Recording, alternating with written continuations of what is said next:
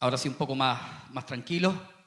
De verdad que me tenía un tanto nervioso, preocupado, el tema de cantar al Señor. Y uno aquí saca algunas conclusiones que quiero compartir.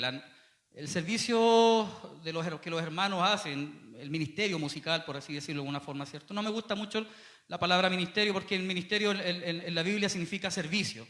Por lo tanto, los hermanos sirven también con lo que Dios les ha dado. No es fácil, requiere mucho tiempo, requiere dedicación y requiere, cierto, por lo demás, hacerlo para el Señor y de la mejor manera. Y creo que los jóvenes de la iglesia siempre ha habido esa disposición y quiero también comentarlo. Y también algo que me ha dejado el poder cantar y con mi familia el día de hoy en esta noche de adoración es que uno, y eso es lo que yo también quiero conversar un poco en la palabra, es que uno como hijo del Señor, como hijo de Dios, si hay algo que no tiene que perder nunca, es esa capacidad que Dios nos ha dado de adorarle. Podemos flaquear en la fe en algún momento, pueden venir los problemas, las situaciones complicadas, pero si hay algo que usted ni yo podemos perder, es la adoración al Señor. Dios nos ha creado a su imagen y semejanza para que podamos adorarle eternamente. La Biblia nos dice en Apocalipsis que cuando estemos con el Señor en la visión de Juan, ¿cierto? En el cielo, cuando estemos en aquel lugar, ¿cierto? Vamos a cantar constantemente, así como ese cuerpo de ángeles que vio Juan en la visión. Y vamos a cantarle a Dios de día y de noche, constantemente, porque Dios nos ha dado, ¿cierto? Y ha puesto su imagen y semejanza en nosotros para que podamos adorarle de manera constante y eterna. Hoy día vamos a reflexionar brevemente, de verdad que pretendo que así sea, en honor al tiempo. Busquen su Biblia, ¿cierto? El Evangelio según San Juan.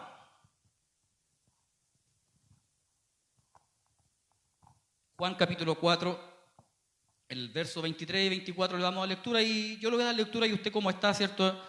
En su lugar, quédese ahí nomás en virtud del tiempo, vamos a tratar de hacerlo un poco más dinámico. La palabra del Señor dice así: mas la hora viene y ahora es cuando los verdaderos adoradores adorarán al Padre en espíritu y en verdad, porque también el Padre tales adoradores busca que le adoren.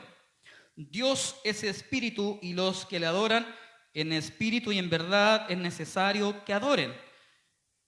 Esos son los textos que vamos a compartir en esta noche. También a la par, ¿cierto? Después vamos a leer el texto de Pablo que escribe a los Romanos en 12:1. Pero cuando uno habla de adoración, es imposible no hablar de adoración sin mencionar la historia que yo le acabo de leer. Y la historia que yo le acabo de leer es una historia conocida por la iglesia.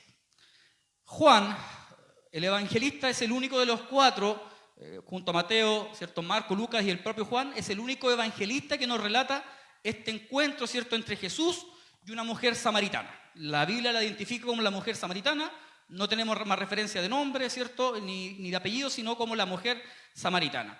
Es imposible entonces no hablar de adoración sin mencionar este encuentro. Y fíjese que judíos y samaritanos no se podían ver. La Biblia recalca, ¿cierto?, en el libro de Juan, en el capítulo 4, de que a Jesús le era necesario pasar por Samaria. Jesús tenía que dirigirse, ¿cierto?, a otra ciudad, a Galilea, pero tenía que pasar por los judíos que hacían una ruta más larga para no pasar por Samaria, porque judíos ni samaritanos se podían ver. La historia nos cuenta un poco también de que cuando un judío veía a un samaritano, incluso el judío lo escupía en señal de desprecio y de menosprecio. Bueno, por un lado esta historia entre Jesús y la samaritana nos cuenta y nos pone, ¿cierto?, en la perspectiva de cómo el evangelio es entregado por Dios también a los samaritanos. El mismo capítulo 4 nos cuenta cómo la mujer samaritana creyó y ella misma después sale a predicar el mensaje del Señor y muchos samaritanos creyeron en Jesucristo como el Cristo, como el Mesías prometido del Antiguo Testamento. Pero por otro lado, otro tema que nos deja de relevancia el encuentro de Jesús con la samaritana es justamente este tema de adoración, de adorar. Fíjese que hablar de adoración tiene que ver principalmente con toda la Biblia. La Biblia desde el Génesis al Apocalipsis nos habla de adoración, de lo que es adoración. En el Antiguo Testamento principalmente la adoración se refería a que era un acto de amor, acto de devoción, de rendición, de humillación, y tenía un sentido más bien exterior. Cuando Jesús se encuentra con la samaritana, le dice la mujer: pero nosotros adoramos en este monte. Está haciendo referencia al monte Gerizim, y ustedes adoran en el templo, le dice la mujer.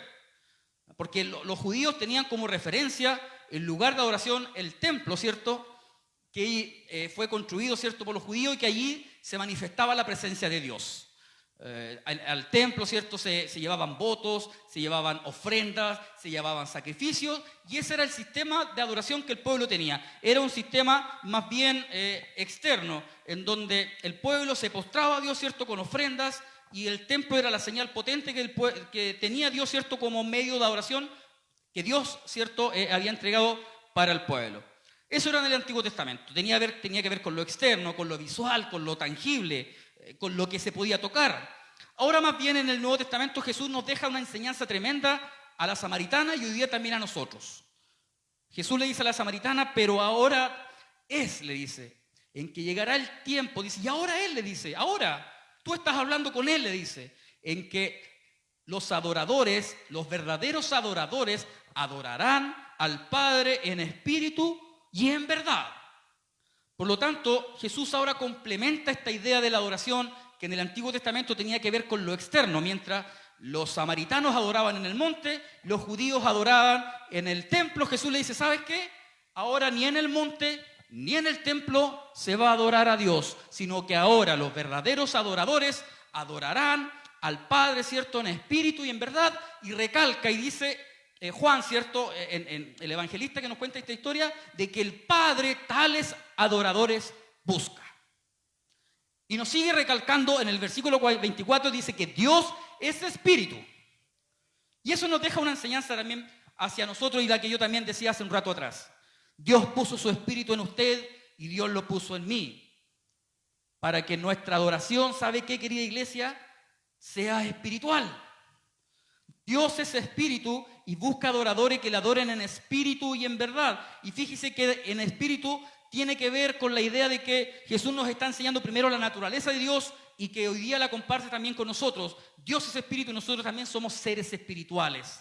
Por lo tanto, como seres espirituales, querida iglesia, querido hermano, estamos obligados a adorar al Señor, porque Dios puso su espíritu en nosotros. Y ese espíritu hoy día se encuentra con el Señor.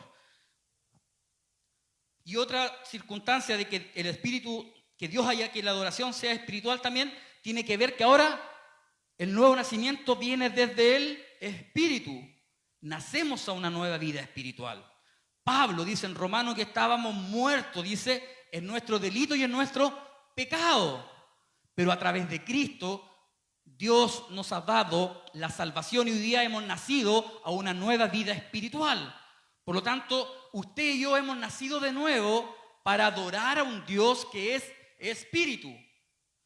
Y también que sea en espíritu tiene que ver con que la adoración ahora es interior y que nace desde un corazón lleno de amor, lleno de agradecimiento y lleno de bondades para un Dios que ha sido bueno para con nosotros. La adoración en espíritu está íntimamente ligada con nuestro corazón, porque Dios nos ha dado un espíritu para adorarle y para constantemente estar glorificando y exaltando su glorioso nombre. Pero también la historia nos dice de que Jesús le dice a la mujer de que Dios, el Padre, ¿cierto?, busca adoradores, verdaderos adoradores que le adoren en espíritu y también en verdad, en verdad. Debemos adorar en Dios Padre, ¿cierto?, en verdad. Esto significa y nos recuerda de que nuestra adoración es racional, involucra el verdadero conocimiento al Dios que adoramos. No podemos adorar a cualquier cosa. Sabemos que Dios existe, conocemos la verdad, porque Jesucristo lo dijo también a sus discípulos, de que Él era el camino, la verdad y la vida, y nadie va al Padre si no es por Él.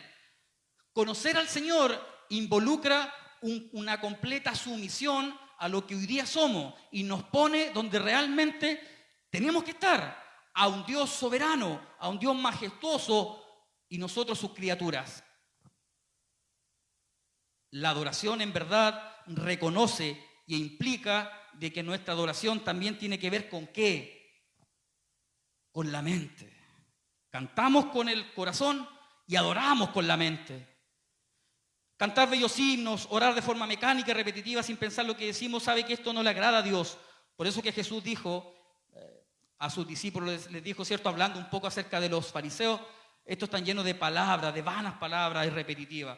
La adoración a Dios tiene que ver con qué, la verdadera adoración tiene que ver con qué, con que involucra un entendimiento completo de quién es Dios y de quién somos nosotros.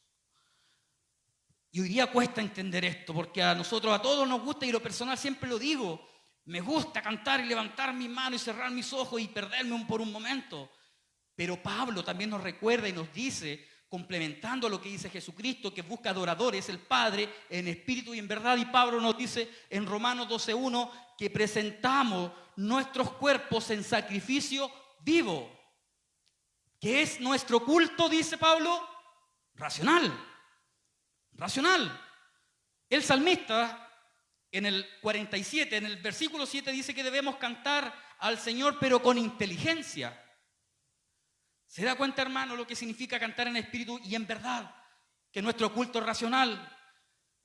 Esto nace, ¿cierto? Y es difícil hoy día entenderlo porque a todos nos gusta, digo, y nos perdemos, pero la palabra nos dice de que debemos adorar al Señor de manera verdadera, entendiendo lo que hacemos y lo que cantamos y lo que profesamos con nuestra boca. A todos nos gusta cantar y eso sabe que la alabanza no tiene que ver, y no estoy diciendo de que no tengamos que hacerlo de esa manera. Por supuesto que la alabanza y la adoración en el culto tiene que ver también con eso, con las emociones, con los sentimientos, porque somos personas que también sentimos y no podemos desabstraernos de eso. Pero no podemos olvidarnos que ante todo Pablo dice que nuestra alabanza es el culto racional. Y la palabra que se traduce allí como culto es la palabra latría, que tiene que ver con la adoración. Adoramos a Dios con nuestro entendimiento, con nuestra mente y con lo que conocemos de Dios. Un famoso predicador estadounidense, maestro, teólogo, John MacArthur, dijo lo siguiente, y quiero compartirlo con ustedes. Nuestra adoración es pobre porque nuestro conocimiento de Dios es pobre. Porque nuestro conocimiento de Dios es pobre, es porque nuestra predicación es pobre. Pero cuando la palabra de Dios se expone en su plenitud y la congregación comienza a percibir a través de la verdadera predicación de la palabra, entonces que la gloria del Dios viviente se manifiesta en la iglesia. ¿Qué quiero decir con esto? De que la predicación en el culto racional es parte fundamental también en nuestra adoración. Y es por eso que hoy día estamos cantando, estamos adorando, pero también hay palabra del Señor. La verdadera adoración, ¿sabe dónde comienza, querida iglesia? Con la predicación expositiva. Y la predicación expositiva tiene que ver con ¿qué? Con que la predicación es la que nos expone públicamente. Primero nos dice, por un lado nos dice, ustedes son criaturas y Dios es el digno de ser adorado y el centro del culto de la adoración a Él. Hemos sido creados para adorar de manera constante y eterna. Otro dicho que me llamó mucho la atención esta semana mientras entraba en un tiempo de estudio, de adoración, y trataba de involucrarme más en el tema de la adoración según las Escrituras. Un famoso pastor, que a lo mejor usted lo ha escuchado, y si no, ponga a escucharlo porque predica la sana doctrina. Pastor Sugel Michelén, conocido predicador latinoamericano, él dice lo siguiente: en nuestras iglesias tenemos una falsa idea, es que al culto venimos a adorar. Y dice que esa verdad no es completa, porque lo que venimos a hacer nosotros al culto, ¿sabe lo que es, querido hermano? Es seguir adorando, es la continuación de nuestra adoración diaria. Porque la palabra dice que nos presentamos ante Dios como sacrificio vivo, que es nuestro cuerpo, nuestra vida entera está dedicada a la adoración al Señor. Y venimos al culto, venimos al cantar y seguimos adorando. Pero usted y yo, desde que nos levantamos por la mañana hasta que nos acostamos por la noche, nuestra vida entera está dedicada al servicio del Señor. Por lo tanto, somos adoradores de manera completa. Y seguimos adorando cuando venimos a este lugar, pero nuestra vida se hace completa cuando nos entregamos al servicio del Señor. Y lo complementa con un texto bíblico que también quiero compartir con ustedes, que está en Colosenses 3:16.